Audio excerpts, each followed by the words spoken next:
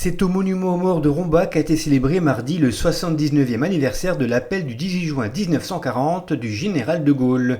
Lancé sur les ondes de la BBC, il constitue aujourd'hui l'acte fondateur de la France libre et le refus de la défaite.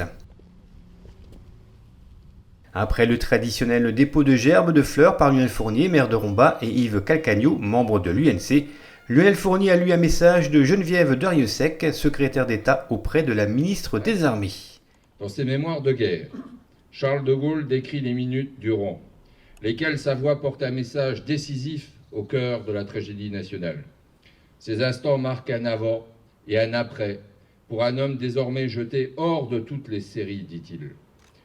Ce général de 49 ans, inconnu du grand public, se dit prêt à assumer l'honneur de la France à un des pires moments de son histoire nationale. Dans des heures sombres, le général de Gaulle a insufflé l'espoir et a allumé une lueur. Cette lueur peut la vire, mais cette certaine idée de la France, c'était celle de la France libre. Dans l'effondrement généralisé, les mots simples et graves de l'appel du 18 juin ont constitué un ferment d'espérance pour les Français qui refusaient d'accepter la défaite. Ces mots étaient une réponse pour tous ceux qui ne se résignaient pas et pour tous ceux qui voulaient se battre. Dès lors, ces hommes et ces femmes savaient que la poursuite du combat militaire, moral et politique était possible.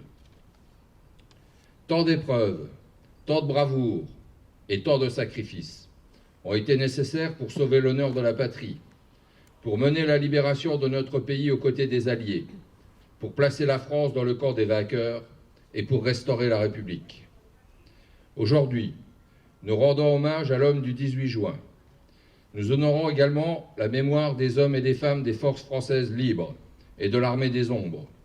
Nous saluons les morts de Bir Hakeim et le plus d'1 millier d'exécutés du Mont Valérien, les combattants du commando de Kiefer et les maquisards, les résistants du Limousin et les soldats de France. Les mots de l'appel du 18 juin 1940 appartiennent à notre patrimoine collectif et ont contribué à forger une part de l'identité de notre nation. 79 ans après, avec ces mots, nous continuons à écrire l'histoire de la France et à porter haut les valeurs de la République. Signé Madame Dariussec, secrétaire d'État auprès de la ministre des Armées. C'est l'harmonie municipale La Concordia qui a clôturé cette cérémonie.